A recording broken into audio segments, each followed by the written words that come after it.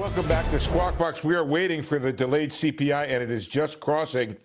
And an upside surprise here, or a downside surprise, year over year at 2.4, had been expected at 2.5%. And I think one of the reasons is this rent of owner's equivalent rent coming in at a relatively low 0.2%. Energy down 1.5%, gasoline down 3.2%, new vehicle sales up 0.2. I am looking for the core number, CPI year over year 2.4, ex food and energy. That came in at consensus plus 2.5%. And real earnings were pretty good, up 0.5% after declining in the prior month. So this looks like a good CPI number.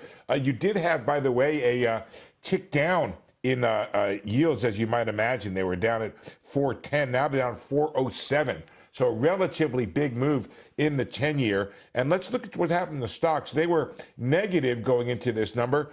I think this gives the Fed some leeway here. I'm going to try to look at the individual sectors here, but it looks like this is overall a very tame CPI. The fear going into this, Kelly, we've had 4 Januaries in a row of upside surprises or a relatively elevated inflation. This would be the month where price increases are passed along. It didn't look like that happened. What I was unable to look at and what I will look at is the goods category.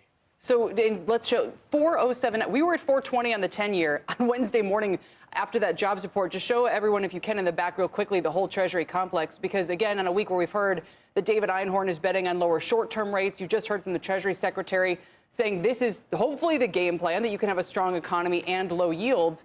And a weaker than expected CPI now has the 10-year at 408. So we're starting to look back at that 4% level we only briefly went below back in October of last year. And the 2-year is falling as well, as you can see, down to 341. Steve, quick last comment, very quickly, on the Fed. Yeah, I'm looking at this commodities sector. This is the goods sector.